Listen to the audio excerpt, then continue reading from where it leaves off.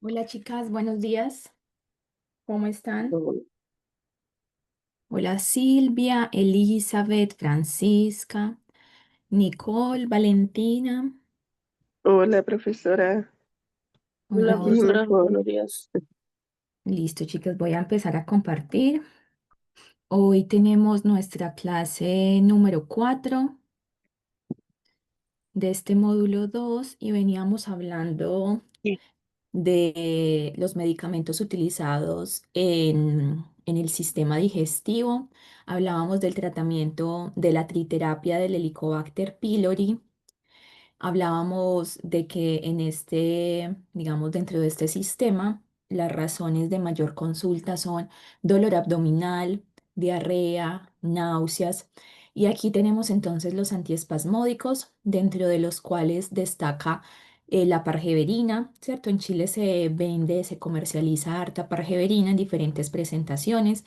Acá digamos, la imagen que tenemos es en gotas, pero viene en comprimidos, viene en ampolla, ¿cierto? Y en otras presentaciones para administrar por diferentes vías.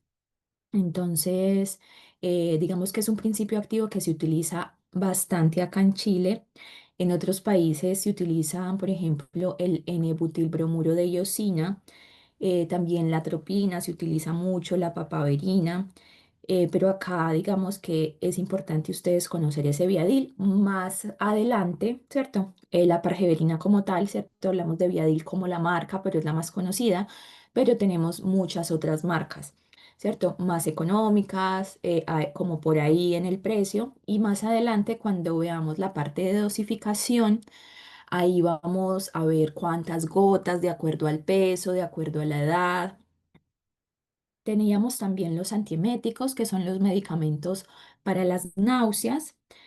Hablábamos del ondansetrón, que es para esos vómitos explosivos, ¿cierto? Más complejos, donde no han servido otros manejos, por ejemplo, en quimioterapias, sublingual, entonces evita que haya pérdida por vómito, entonces es bastante práctico en este sentido si lo comparamos con los otros dos, ¿cierto? Que no tienen una vía de administración diferente a la oral.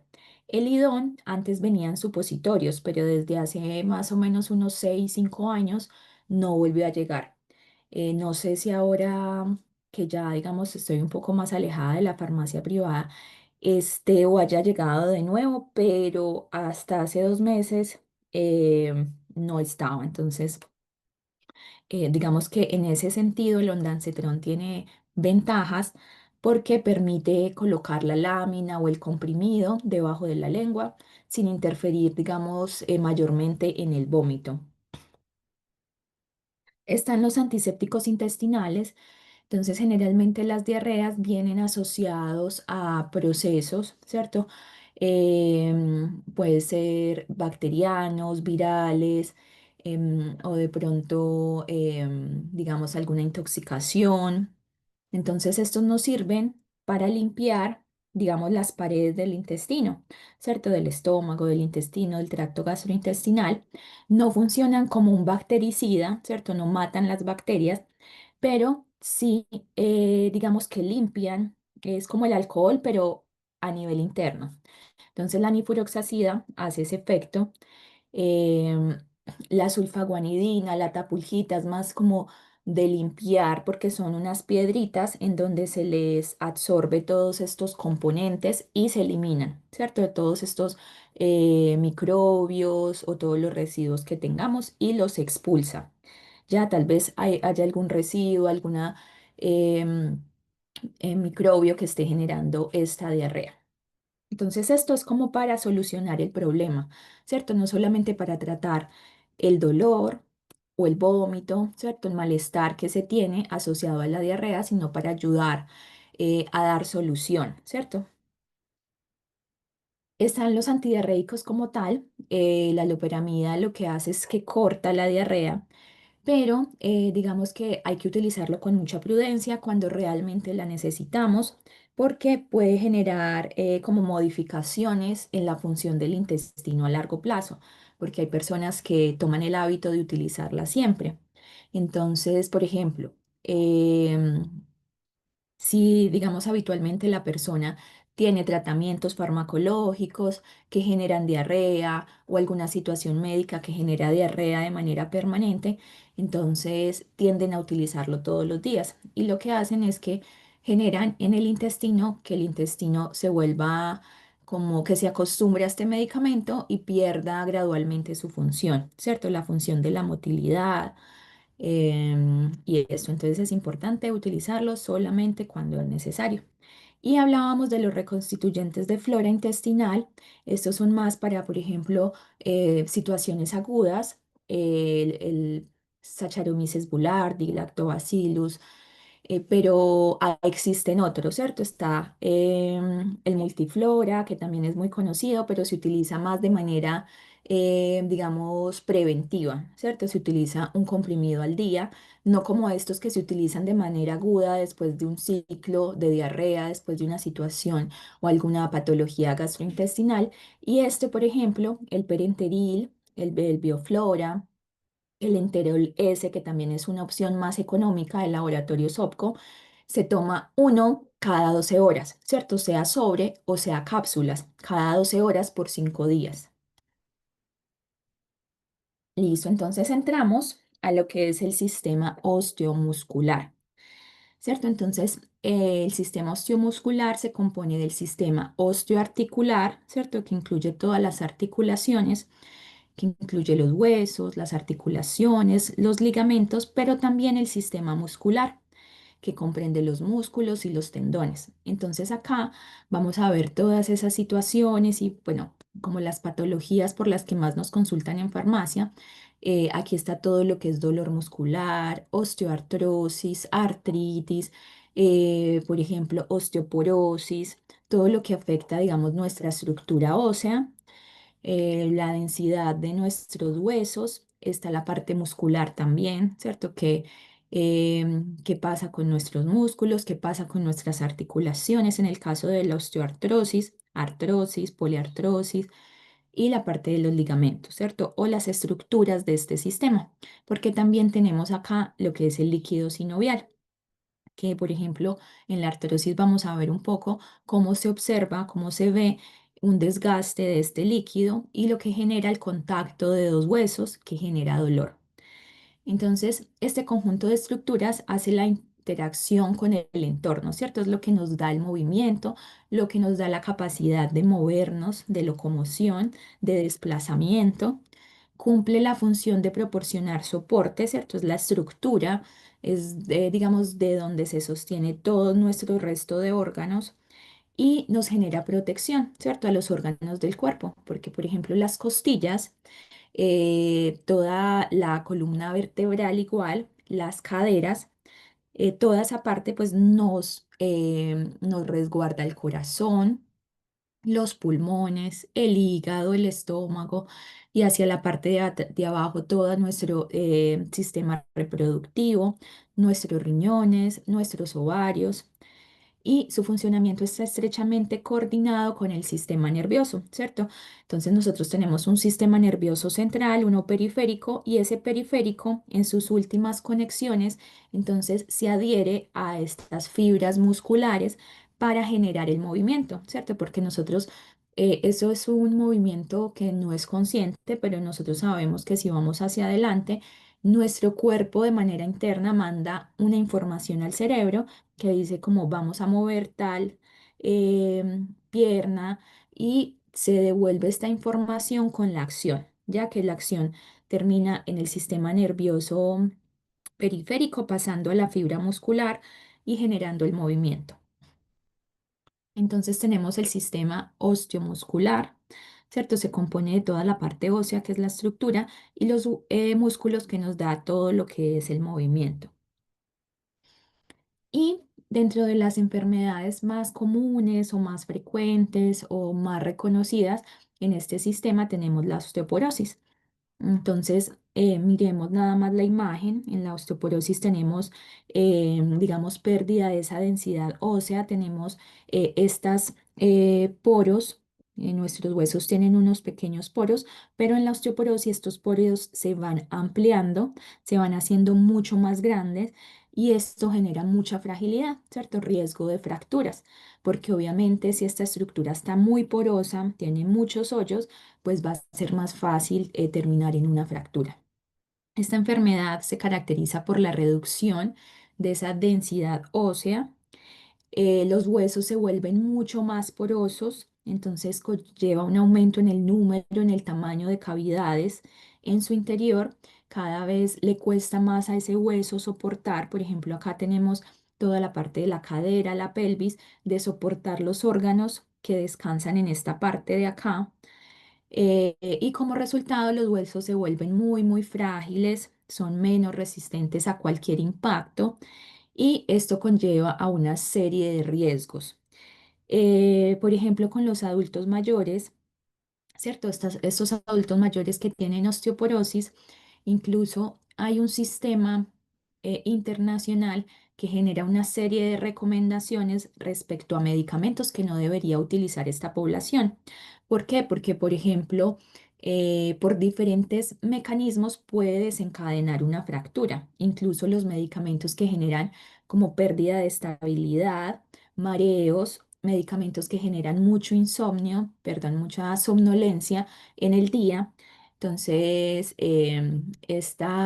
digamos, no es una norma porque no te dice que tiene que ser así, pero son como unas directrices, unas recomendaciones que te explica o te dice, mira, si tienes un adulto mayor que tiene osteoporosis, entonces eh, preferiblemente no utilice este medicamento porque puede desencadenar en mareos, porque puede desencadenar en pérdida de la estabilidad, porque puede generar somnolencia y caídas.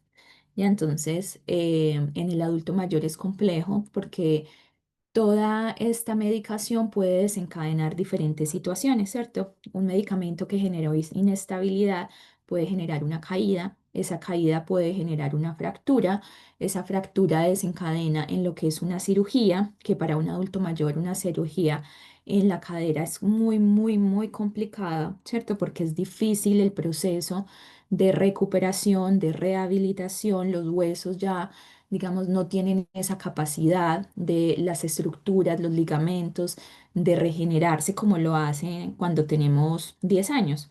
Entonces, esto conlleva una cirugía, que el usuario esté postrado mucho tiempo. El que esté postrado puede generar úlceras por presión, las escaras, infecciones, amputaciones, etcétera. Entonces, todo empezó con un medicamento que se le dio a alguien con osteoporosis. Entonces, por eso tenemos como estas guías que nos dicen como, hey, si la persona está utilizando estos medicamentos, prefiera suspender y cambiar por este otro. O si va a iniciar o si requiere un tratamiento de tal tipo, prefiera este medicamento en adultos mayores y evite estos. Por ejemplo, todo lo que sean antimuscarínicos, los antidepresivos tricíclicos, todos esos fármacos se quiere evitar en el adulto mayor. Amitriptilina, imipramina, ¿cierto? Se prefiere, por ejemplo, antidepresivos, eh, por ejemplo, sertralina, el escitalopram, pero no como antes que se utilizaba la amitriptilina, ¿cierto? Porque genera esa sensación de somnolencia y de riesgo de inestabilidad y todos los efectos antimuscarínicos. Entonces, la osteoporosis es compleja, ¿cierto? No tiene muchos factores, digamos, que sean modificables porque el factor genético es muy imponente. Entonces, las personas desarrollan osteoporosis generalmente porque su genética así lo tiene, ¿cierto? Desde su nacimiento, desde toda la información genética que tiene en su cuerpo. Entonces, este es un factor no modificable, ¿cierto? No podemos hacer nada sobre eso, pero hay otros factores que sí podemos modificar. Digamos que si la persona ya genéticamente tiene la predisposición, solo le está faltando tal vez un factor por ahí para desencadenarse. Y ese factor puede ser el tabaquismo, el uso de corticoides de manera crónica, la baja ingesta de calcio, el consumo de alcohol y el sedentarismo. Entonces, si tenemos una persona que ya genéticamente tiene una predisposición a tener esta enfermedad, entonces si además es alcohólico, consume mucho alcohol, pues esto lo va a terminar desencadenando.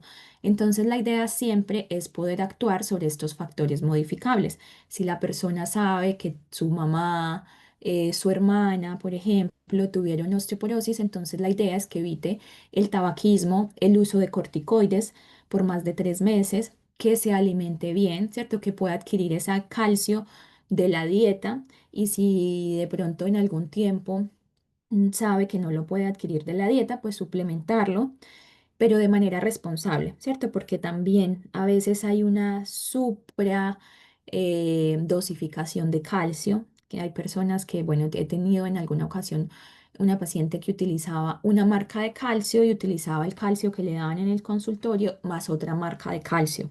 ¿Cierto? Entonces ella, bueno, igual no identificaba que estaba tomando 3 tipos de calcio, pero sí era consciente que estaba tomando 2 tipos de calcio.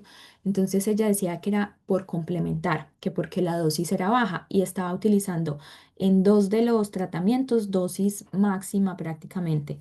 Entonces hay que tener cuidado con eso porque entonces no quiere decir que me vaya a sobredosificar en alguna vitamina, en algún mineral, en algún nutriente, porque también aumentar por encima del umbral genera riesgos. Entonces hay que suplementarnos de calcio, pero lo requerido, ¿cierto? Para nuestras necesidades, dependiendo de la edad, ¿cierto? Dependiendo si somos mujeres, si somos hombres. eh, entonces, eso. Entonces es evitar el sedentarismo, si yo sé que tengo ese factor de riesgo genético, evitar consumo de alcohol frecuente, ¿cierto? Nos podemos tomar de manera ocasional, en celebraciones, eso es normal. El problema es cuando se cronifican los comportamientos, ¿cierto? El consumo de alcohol. Eh, Alimentarnos correctamente, evitar el uso de corticoides por tiempos prolongados y evitar el tabaquismo. De hecho, el tabaco es, digamos, el factor de riesgo modificable mundial porque es factor de riesgo para diferentes tipos de cáncer, ¿cierto? Todos los que son pulmonares. Es factor de riesgo para enfermedades osteoarticulares, es factor de riesgo para enfermedades cardiovasculares y todo lo que eso compone, ¿cierto? Todo nuestro sistema cardiovascular permea el resto de sistemas.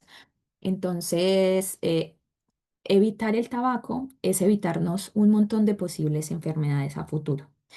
¿Cómo es el tratamiento? Entonces, considera la administración de calcio, considera la administración de vitamina D, porque la vitamina D nos ayuda a generar el proceso de absorción de calcio.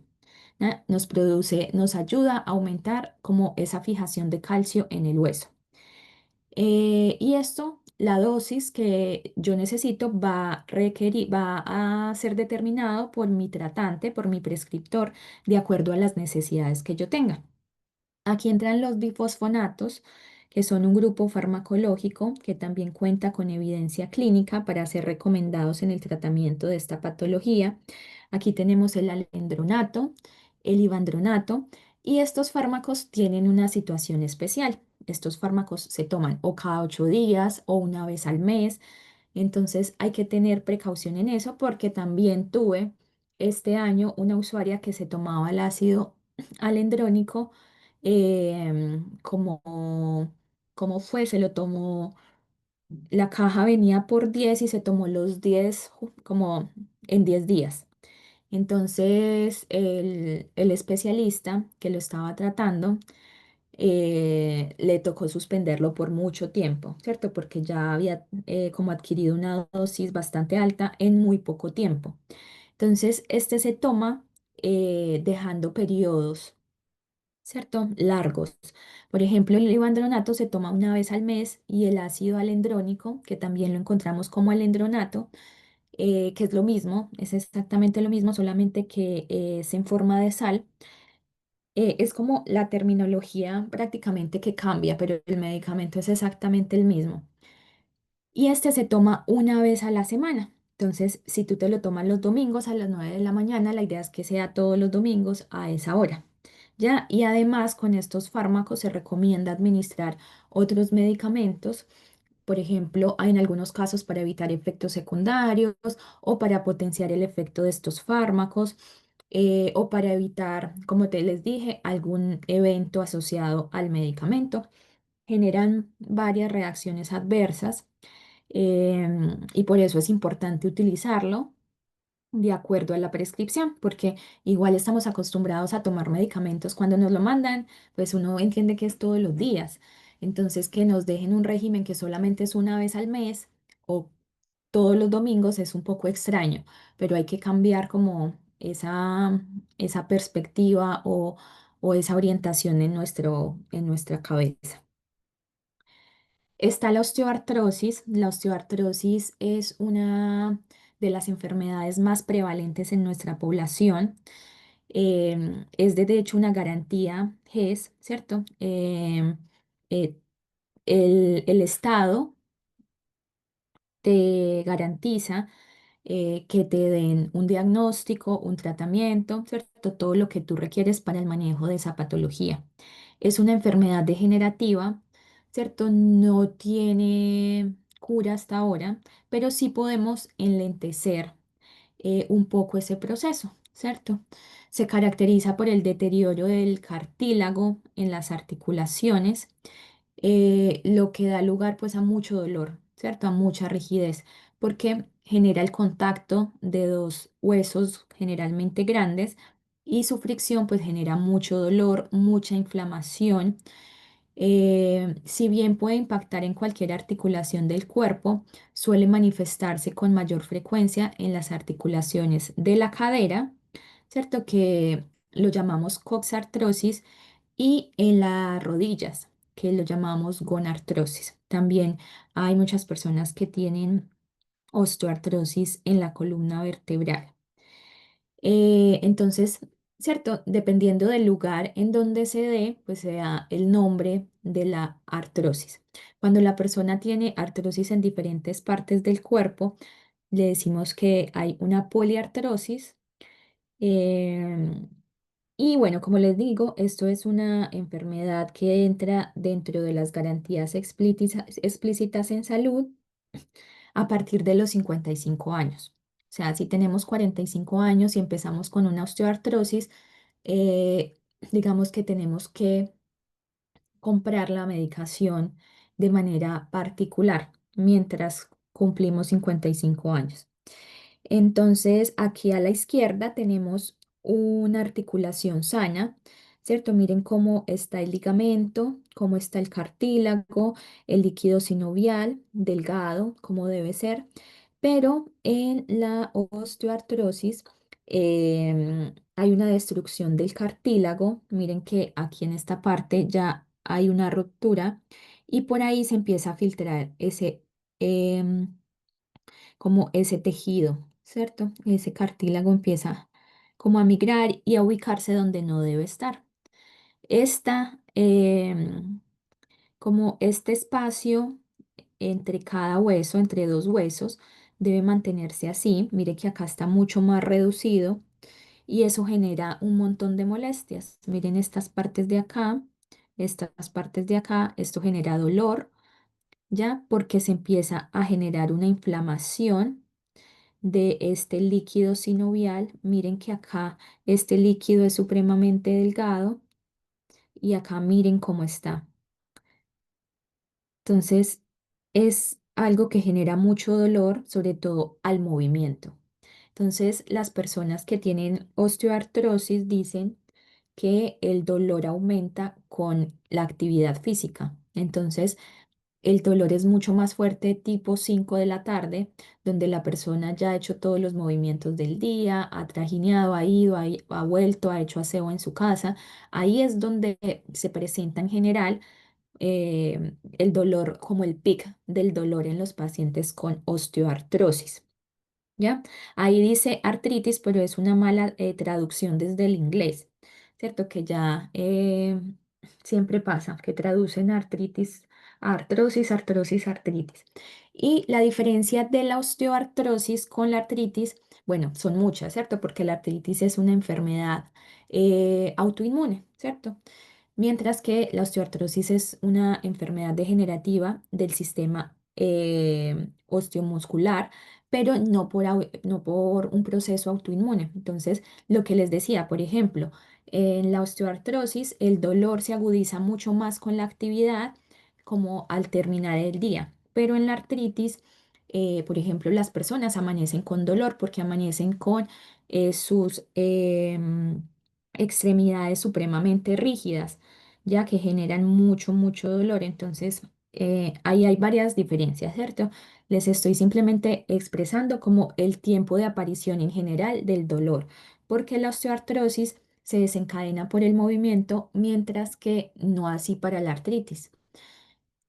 Entonces, ya, hay una inflamación, hay una salida del tejido, hay un acercamiento entre los huesos y en condiciones más complejas, este tejido de acá de la mitad, que es como verde, ¿cierto? Que es todo lo que nos ayuda a separar, ¿cierto? Ese cartílago, entonces es mucho más reducido y hace que incluso lleguen a ser muy próximos estas dos articulaciones. Y ahí hay que hacer cirugía, ¿cierto? Hay que cambiar todos estos tejidos. Los pacientes que padecen esta enfermedad presentan dolor persistente que se mantiene con el tiempo y aumenta con la actividad durante el día, por lo que empeora generalmente en el horario de la tarde por la carga laboral, porque ahí tenemos todas las actividades, se exacerba con carga de pesos. Entonces la idea es que estas personas que tienen osteoartrosis no manipulen tanto, no carguen, no muevan, ¿cierto? No generen este movimiento como al barrer, al trapear. Y lo que es igual, ha sido hartamente estudiado, es que muchas personas auxiliares del aseo, personas que ayudan en las casas con el aseo, que se dedican a esta práctica, generalmente desarrollan osteoartrosis. Entonces, es complejo para ellas y se vuelve una situación social, porque finalmente esta es, digamos, mm, es su actividad, ¿cierto? Es a lo que se dedican, es lo que hacen. Entonces, como decirles es que no puedes hacer, no te puedes subir, no puedes bajar escalas, no puedes cargar pesos, no puedes mover objetos de aquí para allá, no puedes barrer, no puedes trapear. Entonces, ¿cómo hacen? ¿Cierto? Estas personas generalmente siguen trabajando y aumentando el grado de dolor y agravando la situación, ¿cierto? Pero es complejo porque ¿cómo le dices a una persona que deje de trabajar? Se exacerba con todas estas cosas y mejora con el reposo, que no pasa con las personas con artritis, ¿cierto? Nosotros la artritis la relacionamos más con esas articulaciones pequeñas, ¿cierto? De las falanges, de los dedos, mientras que en la osteoartrosis es más la parte del cartílago, ¿cierto? De articulaciones más grandes, pero no es una regla, es en general. Entonces, las instrucciones para estas personas son muy particulares y es exactamente dejar de hacer, ¿cierto? De tanta fuerza, tanto movimiento, tanta carga y la subida y bajada de escalas, pues es algo terrible y complejo para ellas. Entonces, la sugerencia es bajarle a este ritmo que llevan, evitar subir, bajar escalas, utilizar siempre las vías de discapacidad, porque a lo largo del día, pues a veces piensan, no, es que son 5 escaleras, pero si sumas todo el movimiento que hiciste en el día, vas a tener más dolor. Con estas personas también hay que tener mucho cuidado porque generalmente, bueno, es enfermedad frecuente, pero recordemos que la parte cardiovascular, hipertensión arterial, también es muy frecuente. Entonces, cuando la persona tiene enfermedades cardiovasculares, se les indica ejercicio, ¿cierto? Correr, ejercicio extenuante, pero los pacientes con osteoartrosis no pueden trotar, ¿cierto? Porque no pueden hacer ninguna actividad o no deberían hacer ninguna actividad que genere mucho impacto en la articulación. Y el trotado genera impacto, sobre todo si tienes gonartrosis, ¿cierto? Artrosis en la rodilla. Entonces va a generar mayor dolor por compresión, por impacto. Entonces, a estas personas hay que saber que sí tienen hipertensión, tienen enfermedades cardiovasculares, pero también tienen enfermedades osteoarticulares. Y entonces el diseño de actividades para ellos tiene que ser diferente, ¿cierto? Tiene que ser personalizado. ¿Qué medicamentos tenemos para esta enfermedad? Solamente para paliar el dolor, solamente para el dolor. Ya no hay nada que me revierta esta enfermedad, ¿cierto? Siempre que hablamos de enfermedades degenerativas, son enfermedades que avanzan en el tiempo.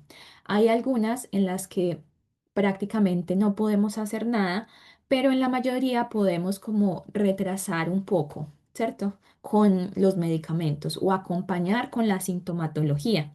Pero en estas enfermedades degenerativas prácticamente no podemos hacer nada como para decir que se va a curar, no.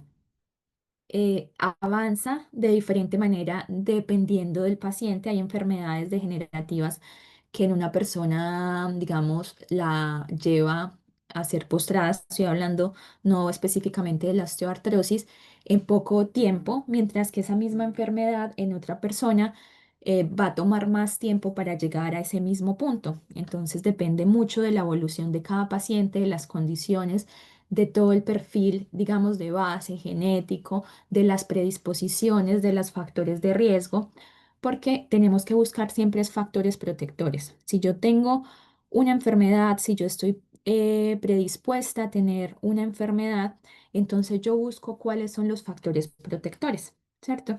Si yo soy una persona que tengo ya mi glicemia alta, si yo tengo mi hemoglobina glicada y en el límite de la prediabetes, pues yo tengo que buscar cuáles son los factores protectores. Y los factores protectores es eliminar bebidas. Los factores protectores es, por ejemplo, consumo de productos, consumo de diferentes nutrientes, pistachos, por ejemplo, las proteínas del frijol, de las lentejas, de los garbanzos, por ejemplo, todo lo que es verde, ¿cierto? Brócoli, la zanahoria también. Busco empezar a hacer ejercicio, una rutina de ejercicio, aumentar todo este trabajo aeróbico, cardiovascular, evitar esos dulces refinados, evitar esas grasas saturadas para bajar esa hemoglobina glicada. Y así pasa con el resto de enfermedades, ¿cierto? Tengo que mirar a ver qué puedo hacer para tratar de enlentecer mi llegada a esa situación o enlentecer, digamos, que se desencadene en enfermedades secundarias. Por ejemplo, la diabetes. Bueno, ya me diagnosticaron diabetes. ¿Ahora qué sigue? No es que no me quiera tomar la metformina, no es que no me quiera tomar la insulina, porque es que ya tengo diabetes y entonces, ¿qué? Lo que pasa es que la diabetes te va a desarrollar un montón de patologías adicionales que te pueden complejizar mucho tu calidad de vida. Entonces, neuropatía diabética, ¿cierto? Dolores en los nervios, por ejemplo, amputaciones, porque tú ya no sanas igual las heridas pequeñas que parecían tontas antes, ahora es complejo el manejo, enfermedad renal, cardiopatía.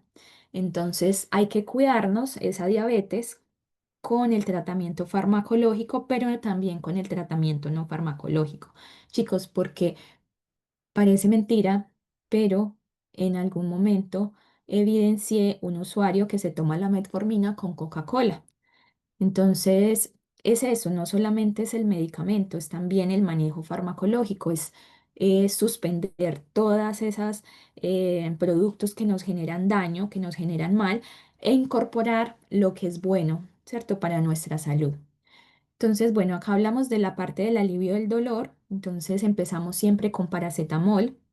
El paracetamol en la escala del dolor de la OMS es el primer escalón, siempre. Ya la idea es no superar los 4 gramos al día. Si es un adulto mayor, no superar los 2 gramos al día, o sea que son 4 comprimidos de 500, pero Hay situaciones en las que igual esa regla se pierde. Por ejemplo, si nosotros tenemos un paciente terminal, yo le puedo dar todos los paracetamol, ¿cierto? Hasta los 4 gramos, hasta los 3 gramos, ¿cierto? Porque ya el riesgo-beneficio, la persona se va a morir en menos de un año, por ejemplo, y el riesgo a largo plazo de utilizar esa dosis más alta de paracetamol, pues no es significativa. Entonces ahí hay que evaluar. Pero paracetamol, dosis máxima 4 gramos, cuando somos adultos mayores disminuimos la dosis. Segunda línea de tratamiento, entonces aquí tenemos, por ejemplo, el metamizol, ¿cierto? Tenemos los AINES.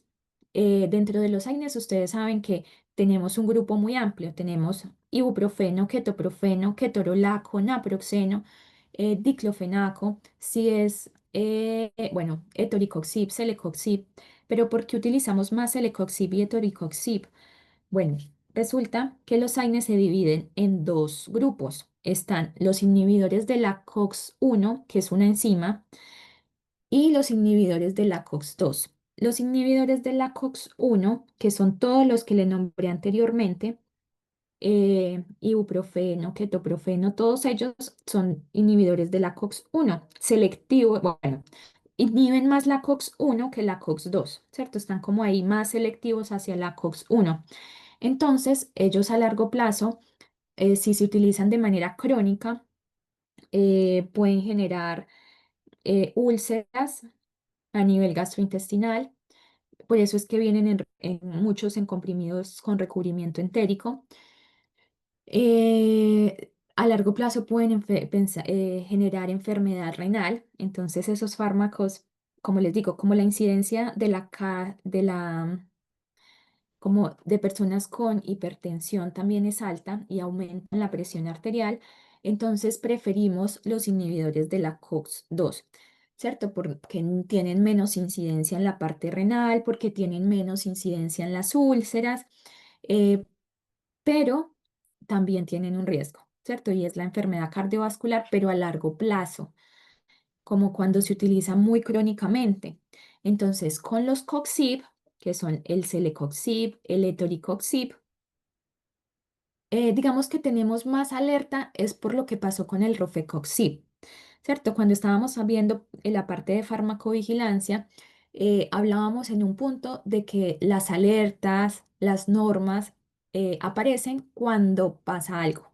Y el rofecoxib en Estados Unidos se asoció con una alta incidencia, ¿cierto? Como una asociación entre consumo de rofecoxib con infarto agudo de miocardio. Ese medicamento se sacó del mercado. Se ha estudiado harto el celecoxib, el etoricoxib y no está ese riesgo, pero digamos que igual se genera como una alerta de que estos medicamentos, por su grupo, por su mismo mecanismo de acción, pueden desencadenar en situaciones cardiovasculares cuando se utiliza todos los días de manera crónica.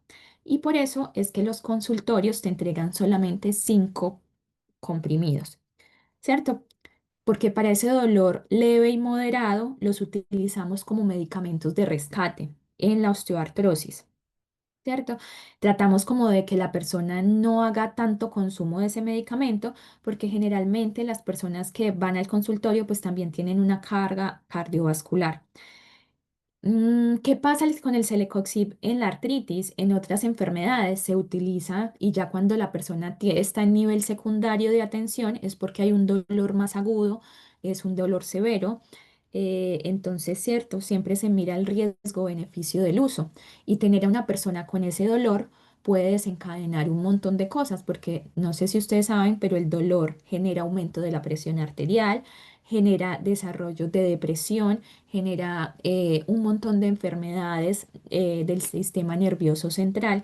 Entonces hay que ayudar a controlar el dolor. Entonces ahí, por eso es que ustedes ven tal vez pacientes con osteoartrosis solamente con 5 cápsulas de celecoxib al día, pero ven pacientes con artritis o con otra enfermedad que utilizan el celecoxib todos los días. Es importante igual que se trate de dejar siempre como rescate. Ya, porque a veces como que tómate el Celecoxib todos los días, pero a veces la persona no tiene dolor y se la sigue tomando. Entonces, eso falta mucho en la educación desde los prescriptores y los profesionales de salud desde el nivel secundario. Como no es un medicamento crónico porque no te va a modificar la enfermedad, no te va a mejorar, digamos, la artritis como tal, o sea, te ayuda con el síntoma del dolor. Entonces, simplemente cuando no tienes dolor, no te lo tomes, ¿cierto? Tómatelo con un ciclo de 15 días al mes, por ejemplo, y que tu cuerpo pueda estar sin el medicamento 15 días, pero no se da esa indicación, ¿cierto? Se dice, tómese uno cada 24 horas de manera permanente y la persona se lo toma haya o no haya dolor. Hay otros medicamentos que son tópicos que se pueden utilizar, eh, la capsaicina, antiinflamatorios, acá tenemos ketoprofeno, está diclofenaco, ibuprofeno, que también son buenas opciones cuando el dolor es muy localizado. Por ejemplo, si la persona tiene sola osteoartrosis, pero solamente de una rodilla o en una parte específica del cuerpo. Cuando el dolor se generaliza, ahí sí es mejor comprimidos. Ya cuando estos medicamentos no hacen efecto, hay que pasar a opioides. Y aquí entra el tramadol. ¿Cierto? Generalmente la persona está con una base de medicamentos, paracetamol o digamos cuando tiene dolor entonces el Celecoxib o el metamizol, pero cuando esa crisis de dolor no logra ser atenuada, mejorada con ninguna de estas tres líneas anteriores, agregamos opioide y empezamos con tramadol. ¿Cierto? Generalmente 8 gotas y vamos aumentando la dosis dependiendo de la necesidad, ¿cierto? Si, por ejemplo, la persona en el consultorio tiene demasiado dolor, mucho dolor, y a esa persona ya no le sirven, por ejemplo, 4 o 5 frascos al año de tramadol, 4 frascos, 2 frascos, no sé, dependiendo y cada vez necesita más y más y más y más. Entonces ya no estamos hablando de un dolor leve, moderado, sino que ese dolor ya debería ser manejado en nivel secundario, ¿ya? Y aquí también, como cuarta línea, son las infiltraciones con corticoides. Entonces, en ese espacio interarticular, eh, se aplican corticoides, dexametasona, triamcinolona, para ayudar con esta inflamación, ¿cierto? Con todo este proceso que genera tanto dolor. Entonces, esa es otra manera de abordar, pero con el movimiento vuelve y se genera. Entonces, es complicado, ¿cierto? No podemos entonces el corticoide y ya esa inflamación se va para siempre, ¿cierto? No, vuelve y aparece con la movilidad. Y si no nos movemos, entonces ese sedentarismo genera enfermedades, un montón de enfermedades. Entonces es como un ciclo del que no se puede salir. Se recomienda actividad física acorde a la edad, acorde al tipo de osteoartrosis y al peso. ¿Cierto? Porque el impacto de un peso, de un sobrepeso, de una obesidad grado 3 sobre una rodilla es muchísimo, es 1000 veces mayor que una persona que está en su peso ideal. Entonces, la primera indicación, chicas, para personas que tienen artrosis es bajar de peso, ¿ya? Porque el peso genera mucho impacto, eh, es un gran factor de riesgo para que esta enfermedad avance muy rápidamente, que tenga mucha sintomatología, porque claro, esa articulación que se está dañando, que se está transformando en esto, pues va a sufrir mucho más si de aquí para arriba tenemos un peso mayor, así tenemos un peso menor. Entonces es importante verlo también para la cadera porque se soporta también mucho más peso. Entonces la primera indicación siempre, por sobre todo, es bajar de peso. No se recomiendan ejercicios de alto impacto, por eso les decía nada de trotar, nada de bajar escalas, ¿cierto? Ni de subir porque esto genera ese impacto generalmente en la gonartrosis, en las rodillas, en la cadera, cuando se hacen estos movimientos bruscos, saltar, trotar, todo eso hay que evitarlo. Todo lo que nosotros sabemos, ¿cierto? Nosotros sabemos cuándo le estamos generando un impacto a nuestra rodilla, a nuestra cadera. Entonces los ejercicios se tienen que hacer de acuerdo a eso. Se debe evitar aumentar más de peso, mantenerlo dentro de los rangos normales, ¿cierto? Mantenernos en un índice de masa corporal de normopeso. Ya, aunque sabemos que ahora el índice de masa corporal no es como la mejor medida para ver el nivel nutricional, pero, ¿cierto? Tener un peso normal, saludable, y eso cómo se logra con la alimentación, con los ejercicios, pero si tenemos artrosis, entonces va a ser un tipo de ejercicio de acuerdo a. Tenemos el sistema nervioso. Este sistema se compone de una red de neuronas, ¿cierto? Que las vimos por allá empezando este módulo, que generan, que regulan y transmiten información entre diversas partes del cuerpo.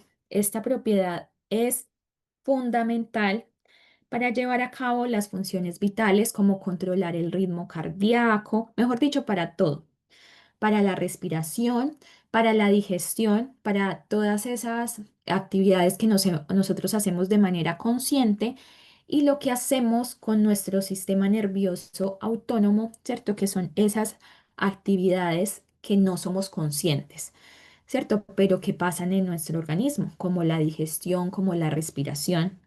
Posibilita todo lo que es la percepción sensorial, porque ¿por qué razón nosotros digamos que retiramos una mano del fuego si nos estamos quemando? Porque el aumento de esa temperatura en esos receptores de la piel me llevan un mensaje hasta el cerebro que te dicen, te estás quemando, y de ahí se devuelve otro impulso nervioso que va hacia la fibra muscular y te dice, retira la mano, ¿cierto? Y eso pasa en milisegundos. ¿Cierto? Pero hay algo interior que está pasando. Nosotros no lo hacemos por inercia, es porque hay una información que va al cerebro y se devuelve, pero no se demora absolutamente nada de tiempo. Y la ejecución de movimientos corporales. En realidad esto es muy poco para todo lo que hace el sistema nervioso central, periférico, autónomo, todo, ¿cierto? Es demasiado, no solamente se limita a estas actividades y se compone, digamos, de dos sistemas, ¿cierto? El nervioso central, que es todo lo del encéfalo, la médula espinal, y aquí tenemos como todos esos órganos que nos mueve, que nos da la información al resto del cuerpo a través de la médula, ¿cierto? La médula es un canal desde la parte baja hacia la parte de arriba y de la parte de arriba hacia la parte de abajo. Y tenemos el sistema nervioso periférico, aquí tenemos ganglios, nervios, y mire que todos los lugares de nuestro cuerpo lo tienen, ¿cierto? Entonces está distribuido en todas partes, por lo tanto, cualquier situación puede generar un dolor neuropático porque nosotros estamos con nervios en toda parte. Si tenemos un corte, por ejemplo, en esta parte, si tenemos un corte acá, siempre estamos afectando el nervio. Si esa herida no es superficial, llega al nervio, probablemente vamos a tener un dolor neuropático. Entonces así se distribuye, se conecta con los otros sistemas, con el sistema digestivo. Em, el sistema digestivo, digamos que está mucho más relacionado bueno, realmente como que con el avance de todo nos hemos dado cuenta que nosotros no sentimos con el corazón o que nos duele el corazón, sino la parte digestiva, ¿cierto? La parte digestiva es donde nosotros expresamos todas las situaciones emocionales que tenemos, ¿cierto? La ansiedad, el estrés, la angustia, la felicidad, el enamoramiento, porque por ejemplo, si nosotros estamos muy estresados, si estamos muy nerviosos, generamos diarrea, ¿cierto? Si estamos angustiados, nos da dolor abdominal, ya nos da constipación, nos da flatulencia o sentimos las famosas mariposas en el estómago. Entonces, en realidad la conexión que hay entre el sistema nervioso y el estómago es demasiada, ¿cierto? El estómago está muy inervado, tiene muchos receptores. Entonces, bueno, el sistema nervioso se conecta con todos los sistemas, con la parte osteomuscular, articular también, ¿cierto? Porque a través de estas fibras nerviosas hay que transmitir el mensaje del movimiento, ¿cierto? El que usted pueda mover una mano hacia adelante y hacia atrás, esto pasa por el sistema nervioso y se conecta con las fibras musculares.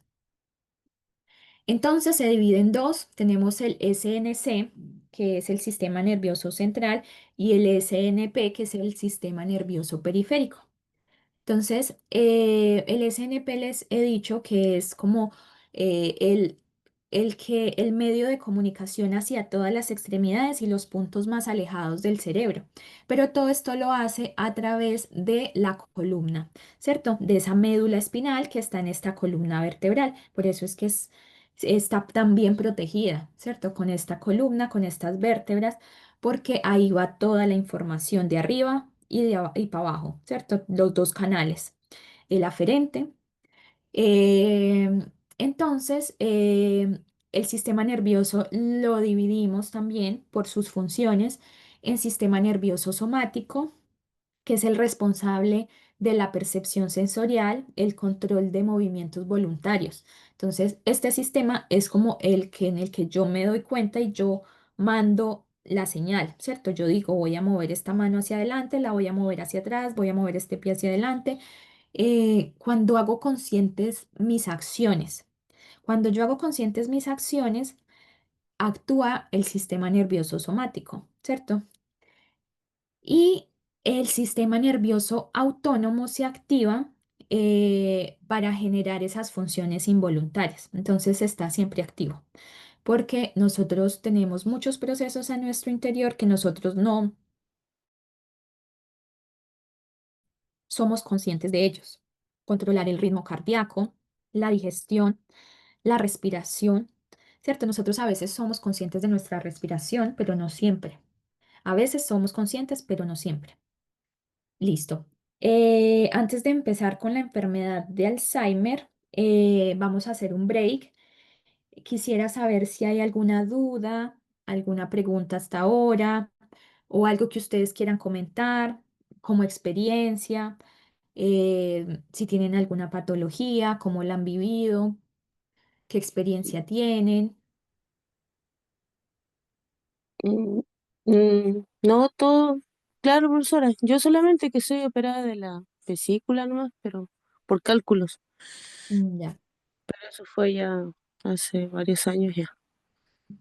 Listo. Sí, eso es algo muy particular de Chile, ¿cierto? Cuando a las personas se les detecta cualquier situación mínima que sea en la parte biliar, hay operación, ¿cierto?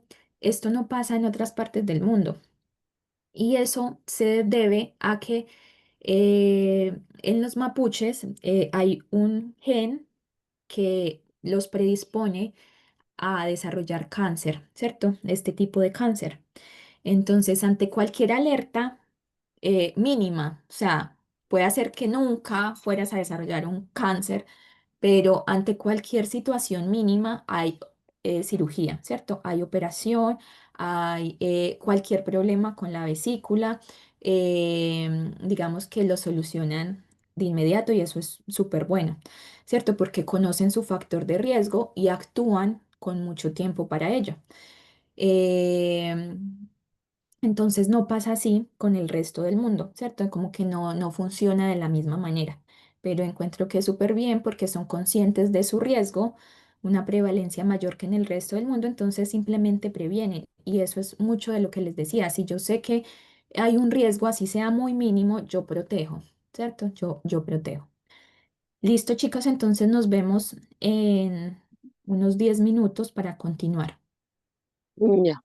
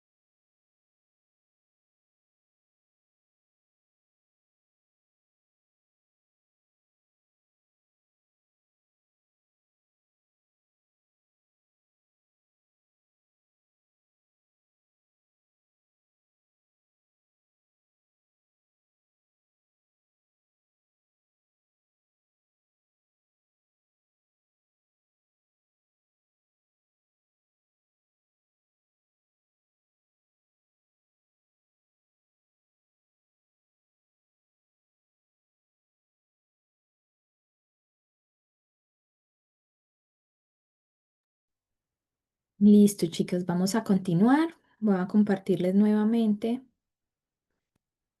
Em,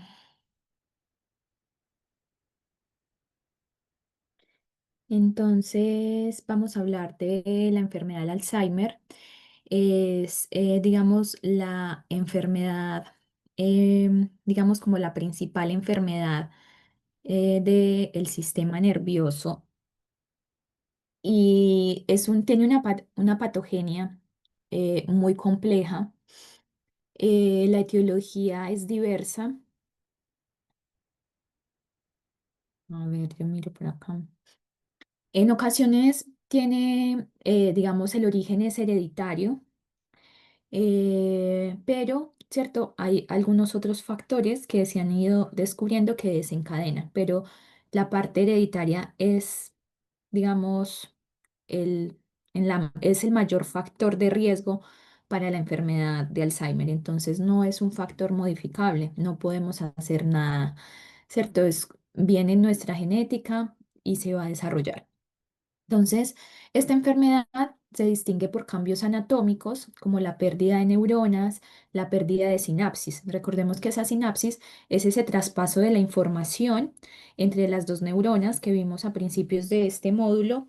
Ellas nunca se pegan entre ellas las neuronas, pero sí lo que hacen es que se comunican porque generan un flujo de neurotransmisores hacia ese espacio sináptico y la próxima neurona digamos, capta esos neurotransmisores y eso se da en milisegundos. Es súper rápido y a través de neurona en neurona en neurona hasta llegar al lugar donde hay que hacer como entregar esa información. Entonces hay pérdida de neuronas, hay pérdida de sinapsis, se va perdiendo toda esa información y como les acabo de decir, el sistema nervioso es el que manda la parada para todo, ¿cierto? Entonces, pensemos en que si el sistema nervioso se comunica con el sistema, por ejemplo, muscular, articular, entonces las personas empiezan con esta rigidez, empiezan, digamos, con problemas de la movilidad, empiezan con problemas del habla, ¿cierto? Empiezan con pérdida de memoria porque se pierde esta comunicación, se disminuyen las neuronas y empiezan a aparecer unas placas en el cerebro, ¿cierto? Y se genera toda la degeneración neurofibrilar. Entonces miremos a la izquierda el desarrollo de un cerebro normal y a la derecha el desarrollo de, bueno, lo que va siendo un cerebro con Alzheimer, ¿cierto? Hay una reducción de esa masa neuronal. Miren estas partes de acá, mire que esta es muy diferente a esta parte de acá, ¿cierto? La estructura se va perdiendo. Miren esta parte de acá abajo comparada con esta. Entonces se va reduciendo, ¿cierto? Y esa reducción significa pérdida de muchas cosas, ¿cierto? Pérdida de la memoria. Las personas, esto es muy gradual, ¿cierto? Esto va escalando y que sea rápido o que sea más lento, eso depende de cada individuo, pero van perdiendo como el reconocimiento de dónde están las cosas en la casa. Ya no saben dónde queda el patio, no saben dónde queda su habitación, no saben dónde queda el baño, entonces se orinan porque no alcanzan a encontrar el baño. Empiezan a desconocer a sus familiares, a no saber dónde están las cosas. Entonces esto genera obviamente un estrés, una angustia y aquí se desarrolla toda esta sintomatología, digamos, de salud mental, ¿cierto? Toda esta situación porque es totalmente comprensible, ¿cierto? Si nosotros empezamos a perder nuestras capacidades, obviamente nos vamos a empezar a alterar y eso nos va a generar irritabilidad. ¿Cierto? Y si además empezamos a desconocer a otra persona, pues vamos a generar desconfianza, porque esa persona me está dando un medicamento y yo, ¿por qué me voy a tomar ese medicamento? Si no sé para qué es, no sé qué tengo, no sé quién es esa persona. Entonces, es una enfermedad muy compleja, digamos, yo antes, hace muchos años atrás, no sabía mucho de esta enfermedad, pero con el tiempo, digamos que cada vez que la conozco un poco más, o me adentro más o conozco más la realidad de las personas que la padecen. Y para mí es una de las enfermedades más difíciles porque no solamente es la parte física que sufre un deterioro, sino la parte mental, y las dos van evolucionando juntas, digamos, exacerbando esa sintomatología cada vez. Entonces, es muy complejo el acompañamiento a estos pacientes, muy difícil. Desde el punto de vista clínico, se manifiesta como una forma de demencia que se desarrolla de manera muy lenta, gradual al principio, generalmente comenzando con problemas de memoria reciente, ¿cierto? Que es la memoria anterógrada, ¿cierto? Yo que hice ayer o las cosas donde dejé o dejé encendido por ejemplo, no sé, el fogón, ¿cierto? La cocina, o dejé el auto con las ventanas abajo y es recurrente y no es TDAH, ¿cierto? Porque también hay situaciones como esta que le ocurren a personas con TDAH por la desconcentración y bueno, eso es otra cosa. Pero cuando se empiezan a observar estas situaciones que además son riesgosas, em, cuando perdemos, empezamos a perder esa memoria y empieza a ser gradual y no se va, sino que antes aumenta. Luego aparecen episodios de desorientación que, por ejemplo, yo sé muy bien para dónde voy, ¿cierto? Yo salgo de mi casa y sé que voy hacia el trabajo, pero resulta que a la mitad del camino se me olvidó completamente y me genera y tengo confusión y no sé qué hacer, no sé para dónde voy, o sea, se me olvida que tengo que ir a trabajar, se me olvida, ni siquiera sé cómo llegar hasta ese lugar. Cambios en el humor y en el comportamiento, confusión. Y esto es normal, porque imagínense estar en esta situación. Entonces, obviamente, si yo me paro en la mitad de entre mi casa y mi trabajo y no sé ni siquiera devolverme, no sé si seguir, no sé el camino, no sé por qué estoy ahí, obviamente me voy a irritar, obviamente me voy a alterar, obviamente voy a estar confundida. Y todo eso va evolucionando, ¿cierto? Pérdida de memoria, me confundo en tiempo y espacio, dificultad para resolver problemas muy simples, ¿cierto? Para, digamos, eh, no sé, problemas de mi vida cotidiana. Entonces, por ejemplo, tengo que llevarle, no sé, este libro, tengo que devolver este libro a la biblioteca, em, y para eso tengo que salir a tomar la locomoción y tengo que buscar primero el dinero para poder pagar esa locomoción, y tengo que llevar mi carnet para poder entrar a la biblioteca. Entonces, eso que es tan simple, ¿cierto? Esa situación que es que nosotros lo hacemos por inercia, ¿cierto? Nosotros tomamos nuestra credencial, vamos, cogemos el dinero, vamos y tomamos el autobús, nos bajamos, ingresamos, para ellos empieza a ser imposible, ¿cierto? Entonces no pueden como entramar su vida diaria, no pueden como, como establecer como la directriz de cómo desarrollar las actividades del día. ¿Cierto? Nosotros ya lo hacemos por inercia, pero cuando empezamos con esta enfermedad, eso se nos vuelve un problema, ¿cierto? Las cosas que ni siquiera eran problema se vuelven problema y esa capacidad que nosotros tenemos para resolver situaciones con nuestros hijos, con nuestros padres, eh, se vuelve una tormenta, ¿cierto? En un vaso de agua y no podemos dormir porque quedamos pensando, entonces, ¿yo qué voy a hacer para solucionar esto que en la vida práctica actual de nosotros y ustedes es algo que nos sale por inercia, ¿cierto?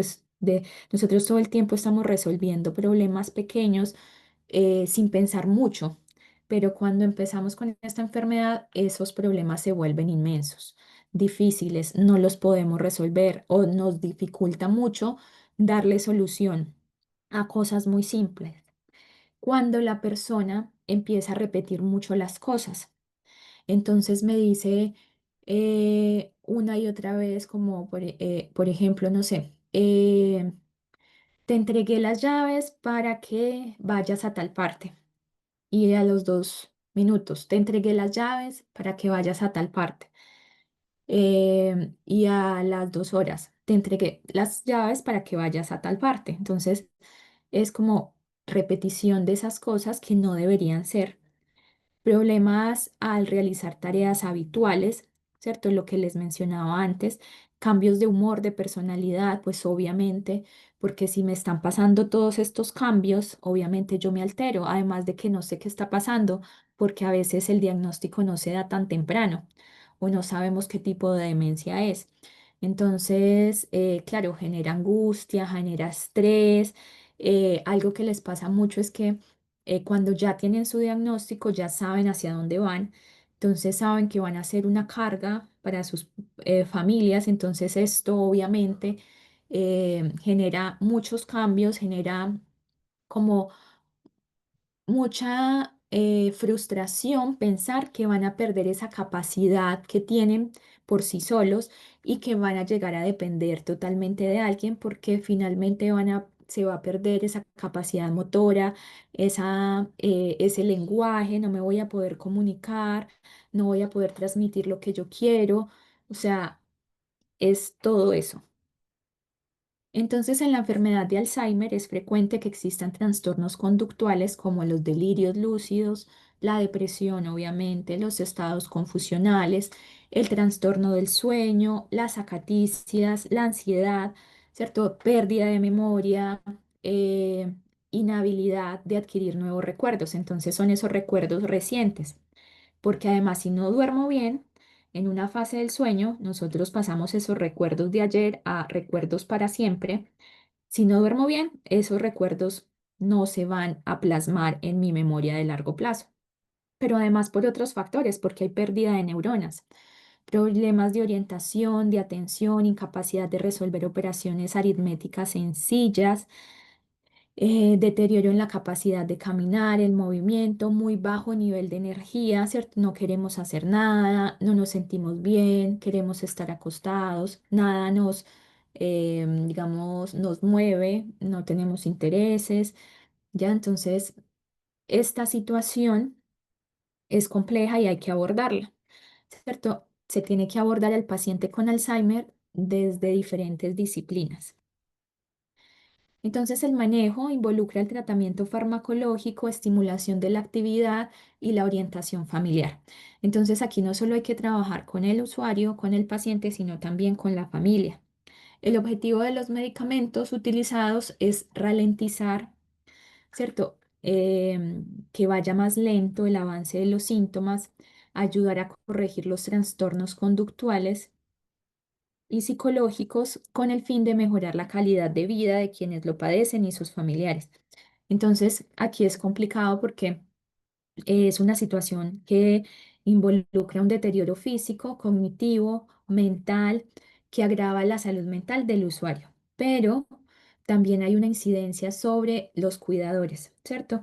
En la parte en que me tengo que convertir en un cuidador, en la parte en que tengo que trabajar, pero tengo que ser cuidador. Somos tres hermanos, entonces empiezan los conflictos, las diferencias. No lo digo en todos los casos, ¿cierto? Lo veo de manera general. Em, También empieza a haber situaciones de salud mental en los cuidadores, no solamente por la carga, sino también porque es la persona que tú amas, ¿cierto? Y que está perdiendo sus facultades y que en poco tiempo no me va a reconocer. Entonces, el objetivo de los medicamentos utilizados es eso, simplemente como llevar a que se enlentezca ese proceso, retrasar esos síntomas, evitar síntomas conductuales, psicológicos, buscar mejorar la calidad de vida de la persona y de su familia, ¿cierto? Entonces hay que tener en claro que hasta ahora, en el 2025, esta enfermedad no tiene cura. Entonces es una enfermedad degenerativa, avanza día a día, podemos ayudar como a enlentizarla lo más posible, pero hacia allá vamos, ¿cierto? Hay mucha sintomatología conductual, empieza a haber agitación, agresividad verbal y física, desinhibición, ¿cierto? La persona empieza a hacer cosas que nunca haría, digamos, por pudor o por la norma o por la ética, porque simplemente se están perdiendo estas neuronas. Bueno, simplemente no, es algo muy complejo, pero lo digo es porque se pierde como esas conexiones que te llevan a ti a pensar en que yo no me puedo desvestir porque eso va contra la ley, digamos, afuera. O a orinarme o a hacer, ¿cierto? En un lugar, porque, ¿cierto? Se pierde como esa información. Deambulación, empiezan a moverse de un lado para otro, sin ninguna orientación, alteraciones del apetito, no quieren comer, o a veces quieren comer mucho, pero más que todo no comer. Y los aspectos psicológicos, pues empiezan las ideas delirantes, los errores de identificación a las personas que están a su alrededor o cuando están contando historias, alucinaciones. Entonces a veces están como en el 2025 y 5 minutos después están en 1998 y después están en 1960. Entonces empiezan a generar todas estas alteraciones y desorientación de espacio y tiempo, y entonces creen que tú, que eres la hija, eres la mamá o eres el hermano. Hay euforia, hay apatía, hay depresión, hay ansiedad, hay alteraciones del sueño. Hay fármacos utilizados, ¿cierto? Para ayudar a enlentecer. Está el donepezilo, viene en presentaciones de 5 miligramos, de 10 miligramos. Están todas las farmacias de diferentes marcas hay. Está el Nepocare, el Evocaz, CD, el Dopaven, el Donab, y también hay un reto con estos usuarios y es administrar los medicamentos, ¿cierto? Porque a veces ya cuando hay desconocimiento de la familia, hay, puede haber desconfianza y a veces me he encontrado con usuarios que no les reciben, no reciben los medicamentos, los tiran, no los quieren. em, no porque saben que, o sea, por el desconocimiento, no saben por qué le están dando eso, no saben ni siquiera la persona que se lo está dando, o sea, no reconocen a esa persona que le está administrando el medicamento ya. Está la memantina, este es de 10 miligramos, de 20 miligramos, vienen estas marcas, el Memambitae, la Evantina, Memicare, está la Rivastigmina, muy famosa, vienen parches transdérmicos o cápsulas, lo más conocido son los parches. Esta es una manera más fácil de administrar, ¿cierto? Porque es simplemente pegar un parche y no tengo que administrar, digamos, de vía oral. La marca más conocida a nivel mundial es el Exelon del laboratorio Novartis, viene en diferentes concentraciones. Está galantamina, esta viene de 8 miligramos, de 16, de 24. Y eso. Tenemos el Parkinson, es el segundo trastorno neurodegenerativo más común después de lo que acabamos de ver, el Alzheimer. Su etiología es desconocida, y en términos generales la causa subyacente sería la combinación de factores ambientales y genéticos, pero el factor genético es supremamente, digamos, fuerte. em, tanto para Parkinson como para enfermedad de Alzheimer. Ahí tenemos a la izquierda un cerebro normal y una enfermedad de Parkinson. El Parkinson, digamos que se caracteriza por la pérdida de las neuronas dopaminérgicas, de todas estas vías dopaminérgicas, también por la presencia de unos cuerpos en el cerebro, que son los cuerpos de Lewy. Aquí hay una pérdida, como les decía, progresiva de todas esas neuronas dopaminérgicas, del mesencéfalo. También hay presencia de estos cuerpos de Lewy que no deberían estar. Entonces, cuando se hacen los exámenes, encontrar estos cuerpos de Lewy es, digamos, muy importante para el diagnóstico. Estos cuerpos están formados por agregados insolubles de proteínas alfa-sinucleína anormalmente plegada. Cuando nosotros todos los días sintetizamos en nuestro cuerpo proteínas, en nuestra misma célula está en nuestro ADN, ¿cierto? En la información está cómo se pliega, ¿cierto? Está que se sintetiza esta proteína y se pliega de esta manera. ¿cierto? Que es cómo se generan esos puentes entre estos aminoácidos para generar estas proteínas. Yo no sé si ustedes han visto que las proteínas, em, a ver, miremoslo por acá.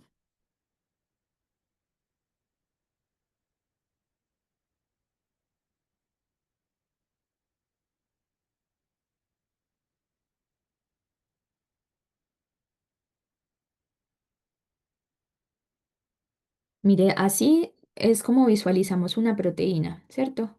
A ver si me...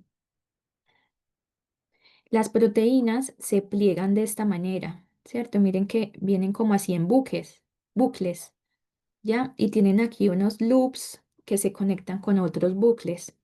Y aquí otro loop y se conecta con otro bucle. Y esto todo es una proteína. Ya, mire que en esta proteína hay un componente aquí al interior que puede ser un medicamento que está actuando sobre ella. Pero bueno, eh, esta manera en que se pliegan las proteínas, ¿cierto? Como es enrollado, tiene que ser perfecto, ¿cierto? Y todos los días nosotros sintetizamos proteínas y lo hacemos perfectamente. Pero resulta que esto aparece porque estas proteínas no se pliegan bien. Ya, entonces como no se pliegan bien, no hacen su función y simplemente aparecen y estorban. Ya, no, digamos que se perdió como esa información de cómo debería estar bien armada esa proteína y queda ahí como en el espacio, ¿cierto? Sin ninguna función. em, Queda ahí insoluble porque no se puede solubilizar. Entonces esa presencia me habla de que hay Parkinson. El Parkinson puede ocasionar alteraciones en el pensamiento, en el movimiento, la conducta, el estado de ánimo. Es muy diferente a la enfermedad de Alzheimer, pero desarrolla situaciones cognitivo-conductuales muy parecidas o afecta, digamos, la parte mental, pero también la parte anímica, toda la parte de salud mental de manera parecida. Los tratamientos para el manejo de la enfermedad buscan controlar los síntomas en cada etapa de la enfermedad, ¿cierto? Si yo estoy en una etapa, lo manejo con este medicamento, pero si tengo otra etapa o si se está presentando más tipo rigidez o más movimiento o se está presentando como más congelación, que las personas se quedan rígidas y quietas, o se está presentando estos episodios de on-off en que se prenden y se apagan, como que hay y de alguna, en algún punto como que se quedan quieta y después vuelven. Entonces, dependiendo de cuál es la sintomatología del estado y de la etapa, es que utilizamos los medicamentos. También pasa lo mismo, no hay ninguna cura para el Parkinson hasta hoy, octubre del 2025. Ojalá que en unos años se pudiera encontrar para estas dos enfermedades o más opciones de tratamiento. Solamente hasta ahora podemos enlentizar esa progresión. Se utilizan los medicamentos más para tratar o manejar o disminuir esas manifestaciones motoras. Aquí tenemos la razagilina, tenemos la levodopa carbidopa, tenemos la levodopa benseracida, tenemos la rotigotina, tenemos el pramipexol de diferentes concentraciones, tenemos el triexifenidilo que ya ha dejado de utilizarse para el tratamiento de las disquinesias, de las fluctuaciones, ¿cierto? De esto que les decía como que se prende y se apaga, o sea, como que me congelo, como como que la persona queda quieta en un punto y no puede moverse y después sí, y hay mucho movimiento. Entonces aquí se utiliza la mantadina, la safinamida. Tal vez lo que más conocemos son la levodopa con sus dos principios activos, ¿cierto? Está levodopa carbidopa, levodopa benseracida. Quien hace el efecto es la levodopa. ¿Para qué utilizamos la carbidopa y la benseracida? ¿Cierto? Tienen sus, digamos, sus efectos, pero además se utilizan para ayudar a proteger un poco la levodopa. Eh, si de pronto ustedes tienen familia con Parkinson, ustedes saben que a diferencia de muchos medicamentos que se toman una o dos veces al día, La levodopa termina incluso por tomarse cada 2 horas porque la levodopa se degrada muy fácilmente, ¿cierto? En la barrera hematoencefálica, o sea, los medicamentos que actúan a nivel del cerebro tienen que pasar una barrera que es bastante compleja, que es la barrera hematoencefálica.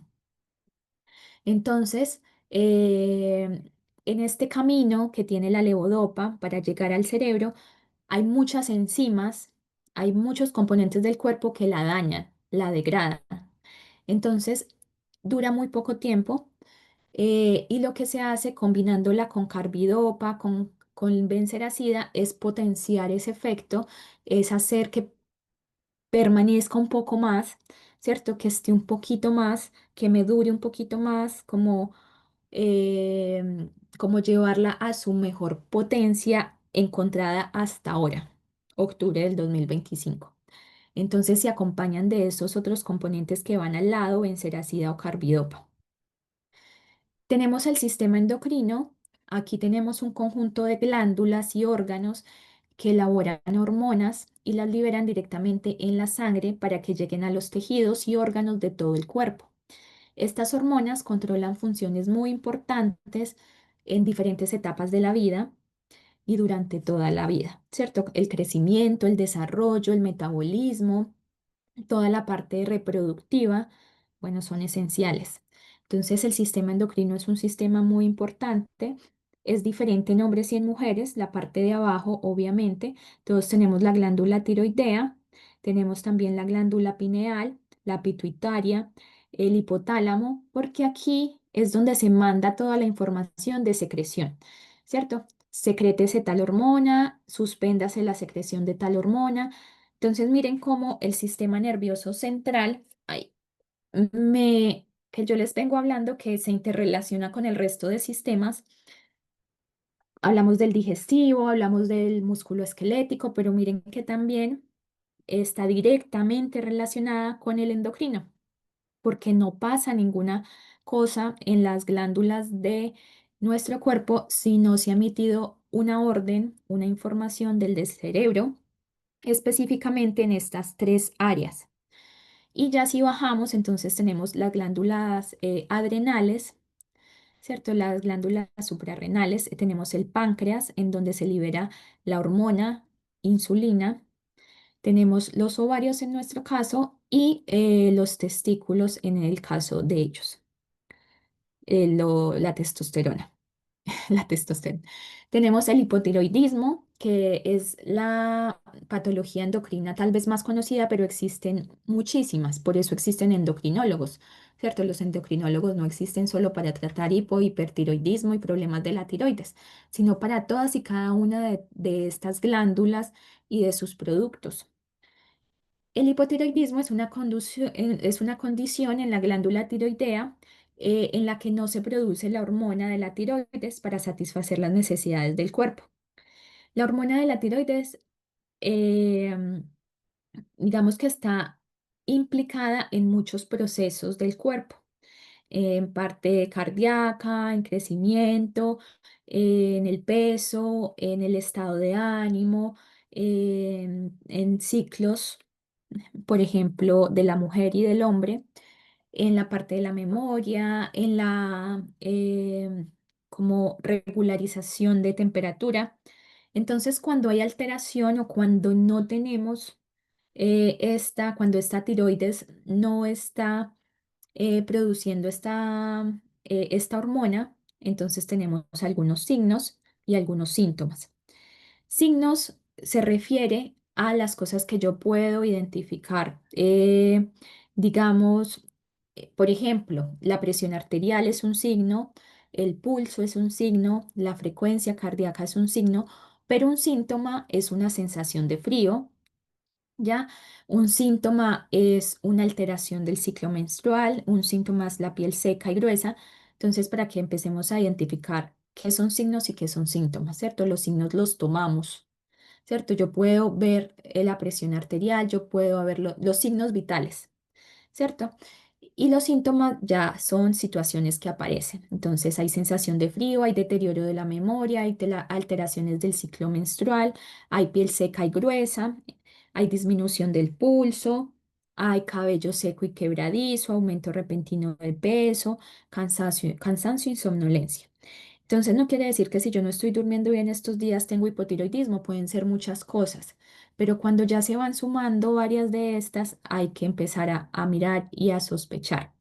Otra cosa que, bueno, yo me encuentro mucho con los usuarios que dicen yo sufro de la tiroides o tengo tiroides, más bien, es que tengo tiroides, ya todos tenemos tiroides.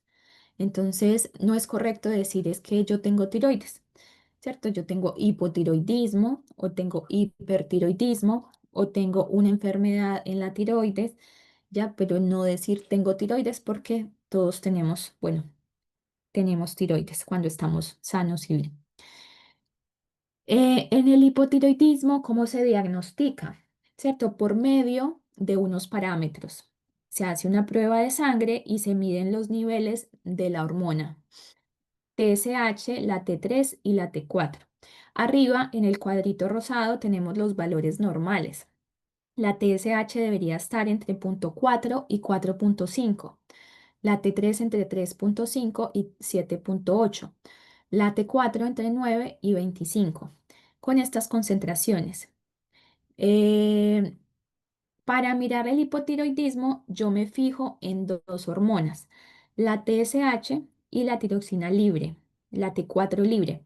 Entonces, si ambas están normal, o sea, por ejemplo, yo tengo una TSH de 1 y una T4 de 13, estoy normal. Pero si yo tengo una TSH baja en punto 2 y tengo una alta de T4 en 40, ya esto es hipertiroidismo. Me habla de que hay un hipertiroidismo. Y el hipotiroidismo eh, se, digamos que se considera como primario o secundario.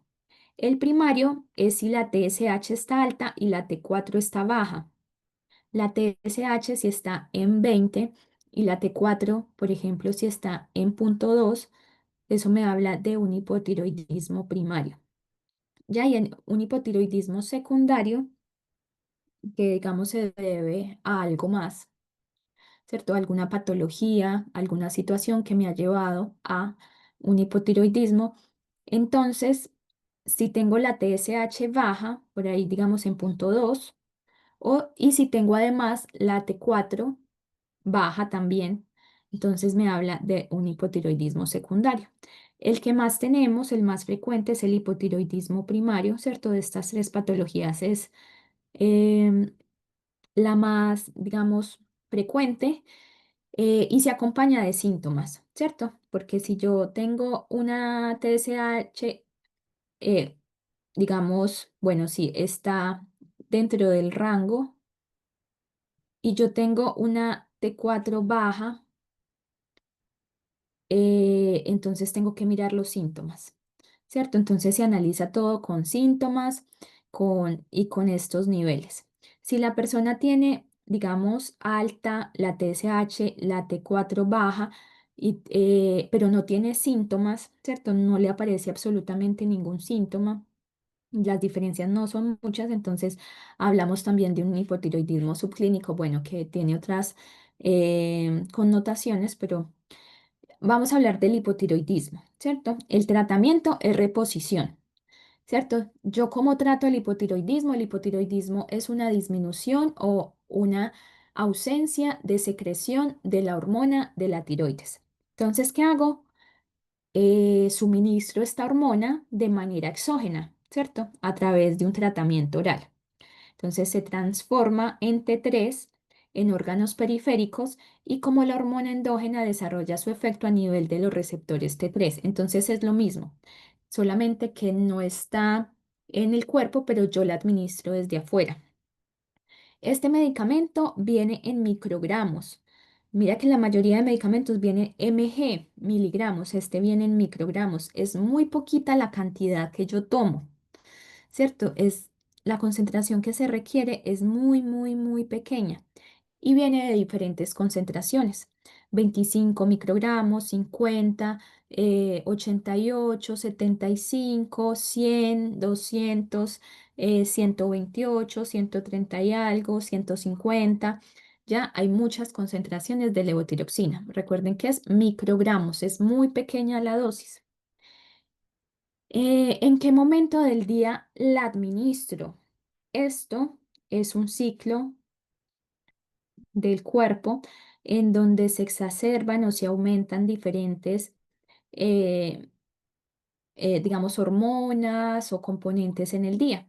El cortisol se aumenta a las 6 de la mañana y por eso es que los corticoides deberían administrarse temprano. La aldosterona hasta ahora, eh, las catecolaminas por acá, la viscosidad de la sangre. La insulina se secreta en este horario, el colesterol, miren que lo que yo les decía de la torvastatina se empieza a secretar, a producir, a sintetizar como desde las 18 horas. El ácido úrico en las personas que padecen de gota, más hacia las noches hay más dolores, los triglicéridos también. Eh, la secreción ácida es a la madrugada, ¿cierto? A la medianoche prácticamente se empieza a exacerbar la producción de ácido. Y lo que nos interesa, el TSH, ¿cierto? La hormona de la tiroides. Nuestro cuerpo, de manera natural, secreta esta hormona a primera hora, ¿cierto? Mire, como a la 1 de la mañana. Entonces, la idea con la levotiroxina es tratar de administrarla en el momento más cercano a esa hora, a la 1 de la mañana. Entonces, en la mañana, ¿cierto? Como en el ciclo de despertar de la mañana, no la administramos en la noche, siempre en la mañana. Entonces, el momento más preciso, mejor para administrar la levotiroxina es cuando nos despertamos. ¿Ya?